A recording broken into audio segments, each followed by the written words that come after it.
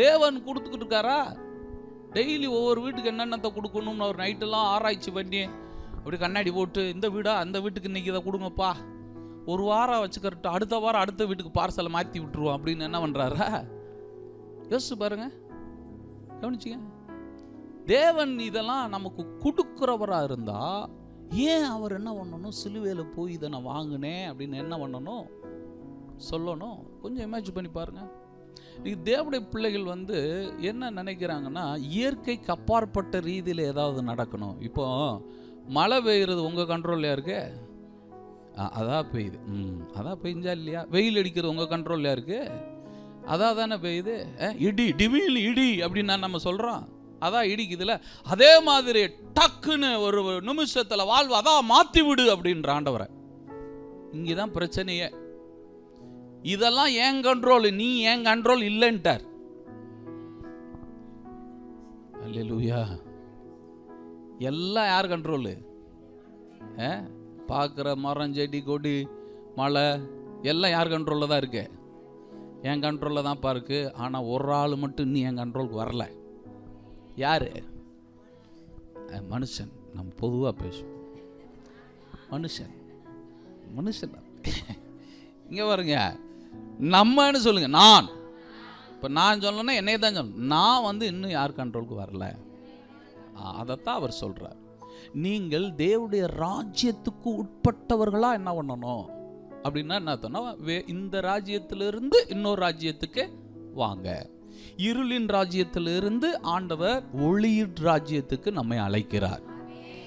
ஆமா இல்லைங்களா? அங்க கொடுமையின் ராஜ்யத்திலிருந்து அன்பின் குமாரனுடைய ராஜ்யத்திற்கு உட்படுத்தினார். வாசி பாருங்க, அந்த கொலோசியர்கள் நிருபத்தில் அவர் எப்படி சொல்றாரு. பைபிள் சொல்லுதா? டெவில் அதை பிசாசானவனுடைய ஆளுகை அதிகாரம் செலுத்துறது. அவன் அதிகாரம் செலுத்துற ஒரு இடம், அவனுடைய ஆளுகை, அவன் எல்லாத்தையும் செயல்படுத்துற ஒரு இடம் இருக்குன்றார். நீங்க எங்க இருக்கீங்கன்னு கேட்கிறார். இருளின் அதிகாரம், எல்லாரும் சொல்லுங்க பாருங்க, டெவிலினுடைய அதிகாரம்ன்றாரு.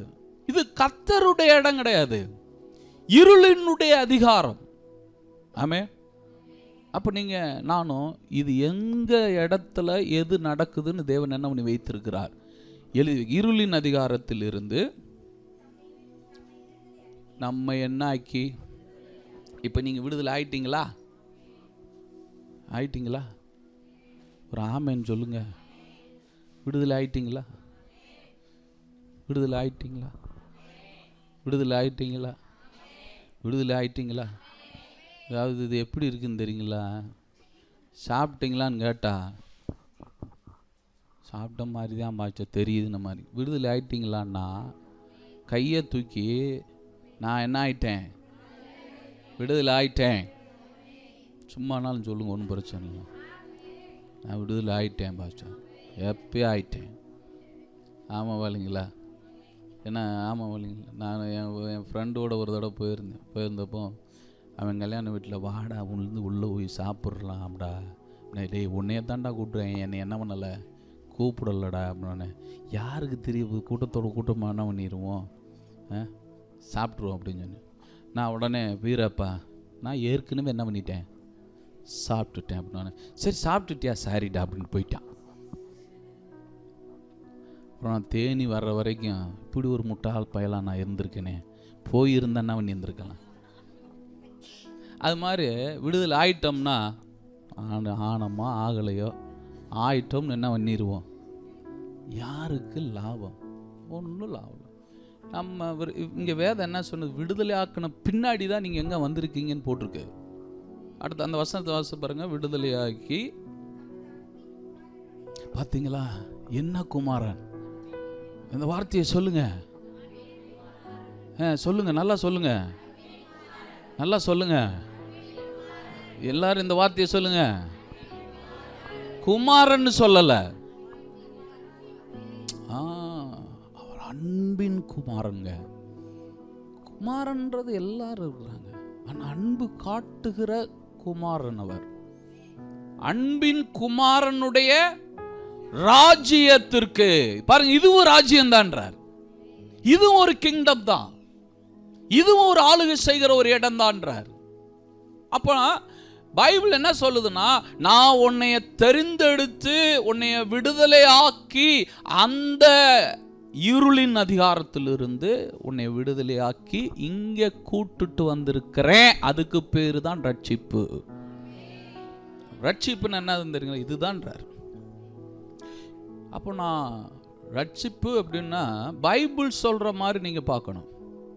நான் இயேசுவை ஏற்றுக்கிட்டேன், இருந்தால் பார்த்தீங்களா பெரிய பைபிளை வாங்கியிருக்கேன், போன வாரம் தான் வாங்கினேன் அப்படின்னா ரட்சிப்பாயிருமா? ரட்சிப்பாயிருமா? பார்த்தீங்களா நான் தலையில் என்ன போட்டிருக்கேன் பார்த்தீங்களா, நான் என்ன ஆயிட்டேன்? இல்லைங்க, இது ரட்சிப்புக்கான அடையாளம்னு வேதம் என்ன பண்ணலை, சொல்லலை. இதெல்லாம் ஒரு ஒற்றுமைக்காக அப்படி போடுறோம், ஒன்னஸ்க்காக வேத புத்தகத்தில் சொல்லப்பட்டிருக்குனால நம்ம பண்ணுறோம். ஆனால் அதுக்கு ரட்சிப்பின் அடையாளம் இல்லை. அப்போ ரட்சிப்பின் அடையாளம்னு இருக்குது. அதுதான் அவர் என்ன சொல்கிறாருன்னா, விடுதலை ஆகி இங்கிட்டு வந்தால் தானே நீ என்ன இருக்கிற இந்த ராஜ்யத்துக்குள்ளே வந்து இருக்கிற. ஆமாம் இல்லைங்களா? இப்போ நாம் அந்த பக்கம் குமிழிக்கு போயிட்டு 1ஆம் மைலில் நின்றுட்டு பேசுகிறீங்க, ஆனால் நீங்கள் தான் பேசுகிறீங்க, உங்கள் சத்தம் தான் கேட்குது. பாஸ்டர் நாங்கள் எப்படி இருக்கீங்க அப்படின்னு பேசுகிறீங்க, 1ஆம் மைலேருந்து கேட்குது. ஆனால் நீங்கள் இப்போ எந்த ராஜ்யத்தில் இல்லைன்னா தமிழ்நாடு ராஜ்யத்தில் இல்லை, கேரள ராஜ்யத்துக்குள்ளிருந்து என்ன பண்ணி கொண்டு இருக்கிறீர்கள், பேசுறீங்க. ஆமாவா இல்லைங்களா? ஆனால் ஆள் எங்களுடைய ஆளு தான். வழங்குச்சா? அதே மாதிரி தான் ஆண்டவர் சொல்றாரு, ஆள் என்னமோ என் ஆளு தான், இருக்கிறது எங்க? கேரளா. எப்படி பார்த்து இப்போ மெயின் பாயிண்டை விட்டாச்சு. எது மட்டும் மண்டைக்குள்ள போயிருக்கு? தமிழ்நாடுன்னு சொன்னீங்களே, நான் கேரளான்னு சொன்னீங்களே, அது வேற இல்லைங்க. கேரளா தமிழ்நாடு கிடையாது. இது இருளின் அதிகாரம், அன்பின் குமாரனுடைய ராஜ்யம். அவர் என்ன கேட்கிறார்? நீ எங்க இருக்கிறன்னு தான் கேட்கிறார்.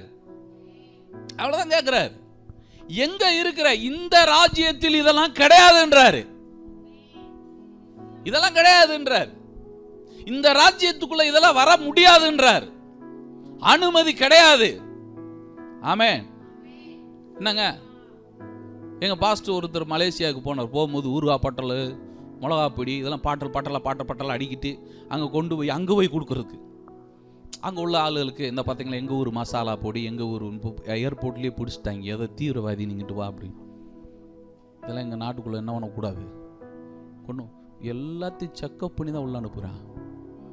ஒரு நாட்டுக்குள்ளே போகிறதுக்கே எல்லாம் செக் பண்ணுறான். எது எங்கள் நாட்டுக்கு நீங்கள் சின்ன பிளேடுக்கு இது சின்ன நைஃப் கூட கொண்டு போக முடியாது, தெரியுமா உங்களுக்கு? சின்ன கத்தி பழம் வெட்டுறக்காண்டி வச்சிருந்தேன், நோ, அனுமதி கிடையாது. ஒரு சின்ன கத்தியை கூட உள்ள விட மாட்டான். ஸ்கேன் பண்ணி முதல்ல நீக்கு கொண்டு வர பெட்டிக்கு ஸ்கேனு, அடுத்து ஆளுக்கு ஸ்கேனு, அப்புறம் எங்கே என்னன்ற அந்த பாஸ்போர்ட் விசாவினுடைய காரியங்களாக பார்த்துட்டு ஓகே இவங்க உள்ளே போகலாம் அப்படின்னு சொல்லி தான் உள்ளே அனுப்புகிறேன். நான் சொல்கிறேங்க, சாதாரண மனுஷனே அவன் நாட்டுக்குள்ளே வர்றதுக்கு இத்தனை பண்ணுறான். தேவன் சொல்கிறாரு, என் நாட்டுக்குள்ளே எது இருக்கணும் இருக்கக்கூடாதுன்னு அவரே எழுதி வச்சிருக்கிறார். அவருடைய அன்பின் குமாரனுடைய ராஜ்யத்திற்கு வரும் பொழுது என்ன சொல்லி அழைக்கிறார்னா, எங்க நாட்டுக்குள்ள வா, இந்த நாட்டுல இதுதான் இருக்குது, அந்த நாட்டினுடையது இங்க இல்லைன்றாரு. அதுக்கு தான் நம்மளை அழைத்தார். ஏன் இயேசுவை ஏற்றுக்கொள்ளுங்கன்னு நாங்க சொல்றோம்? இங்க இருக்கிற அந்த கொடுமைகள், வேதனைகள், பாடுகள், உபத்திரவங்கள் இதில் இருந்தெல்லாம் உங்களை விடுதலை ஆக்கி அன்பின் குமாரனுடைய ராஜ்யத்திற்கு உங்களை அழைக்கிறார் இயேசு.